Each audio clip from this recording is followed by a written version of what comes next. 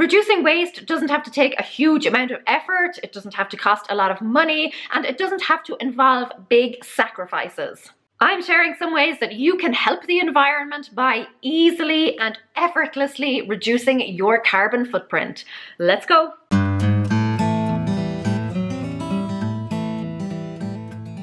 Hi guys, it's Laura from How to Get Your Shit Together, and I help you get organized, get motivated, and save the world. Now, I'm not going to preach at you at how we're killing the planet, but we all know that we should be reducing our waste. The problem is it's not always easy, so I am going to share some simple ways that you can do it. 1. Reusable bags. In Ireland, as well as in a lot of other countries, we use reusable bags. It's just a way of life. I really hope it becomes much more popular here in the States soon, but wherever you are, you can get in on the action. Just buy yourself some canvas or material bags and bring them with you every time you go shopping. Much more environmentally friendly than a stack of small plastic bags that just clutter up your home and clog up landfills, and they are much sturdier too. Let's just say it's much less likely that the arse will fall out of your bag when you're carrying your shopping in from the car. They come in all sorts of designs, if that's your thing, and most of them will fold flat. I nest mine. You can also get ones that fold up into a tiny little pouch that you can then pop in your purse. So handy. 2. Refuse unnecessary packaging. There is no need to have each type of fruit in its own separate little plastic bag. I keep all of my fruits and vegetables loose, and guess what? Nothing bad has ever happened.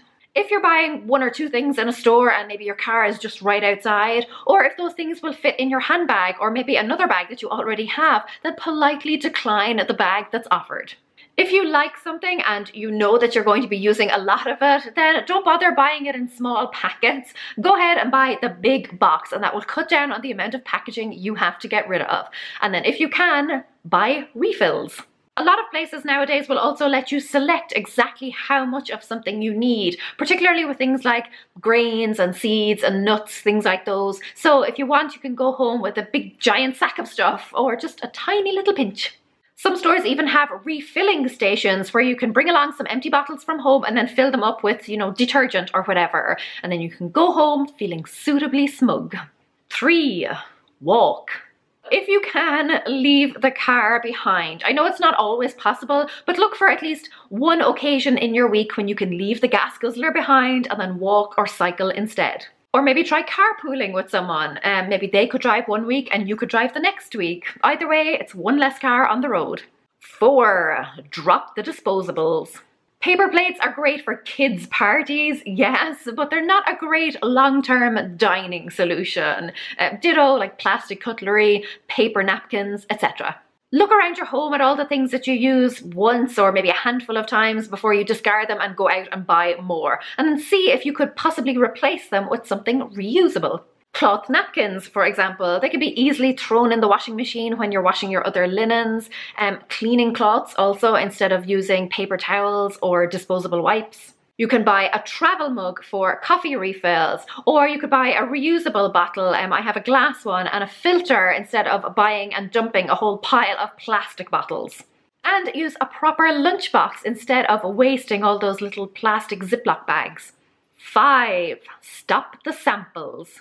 I am willing to bet that most of us have a little stash of samples or maybe even little travel size things that we bought, or maybe we got them for free and then we hid them away in a drawer, never to be seen again.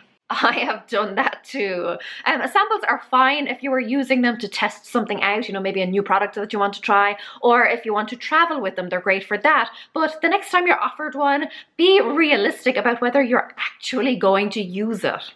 You might think it's no harm to take one, they are free after all. But the more samples that company gives out, the more they're going to have to manufacture. So somewhere there is a factory that is turning out huge amounts of waste just so those little samples can sit at home in your bathroom drawer. Just say no. 6. Borrow or rent your items.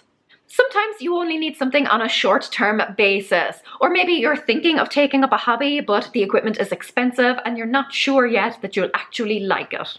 So instead of paying money for something that is possibly just going to sit around for most of the year, consider borrowing it or renting it. Or if you already have something that's lying around, consider renting it out yourself and making some money off it and saving someone else from having to buy it. If you want to borrow something, just ask around your friends and neighbours. If you're looking to rent something, or maybe you want to rent something out yourself, then try a service, maybe one like FatLama. So they reached out to me a while ago to tell me what they're all about. Basically, you sign up, you choose your location, and then you either browse by category or you search for exactly what you're looking for. They have everything from cameras to drones to projectors to musical equipment. You can even hire a bike. When you find what you want nearby, just select your dates and make a secure payment. If the lender accepts, you organise to collect the item, preferably in a public place, and then when you're done, you just drop it back. Most items are fully insured, so if you accidentally break it, you're covered. But is that not such a handy service? They have things like camping gear, you know, if you want a tent to go camping some weekend, but you don't want to buy one. They have furniture, maybe if you're having a large gathering of people and you need some extra seating, but you don't want to go out and buy a whole pile of new furniture. They're basically like the Airbnb of stuff. If you sign up through my link in the description box, you will immediately get a £25 or $25 credit, depending on where you are when you sign up. And then if you actually go on to rent something, I will get a $25 commission. But that comes from FatLama, not from you. Cool service though, no? Really good for times when you just want something temporarily and you don't want something to just sit around your home indefinitely. 7, don't touch the thermostat. You don't automatically have to head for the thermostat every time you feel a little bit of a chill. Just get cozy instead. You know, put on an extra layer, maybe cover yourself up with a blanket or a throw. Now, obviously, there will come a point at which you will need the heat, but don't always let it be your first port of call. I actually completely switched off our heat recently because it's spring. If you can, get solar panels or some other form of renewable energy. There are loads of grants and subsidies and things available these days, so just speak to your local authority and they will be able to point you in the right direction.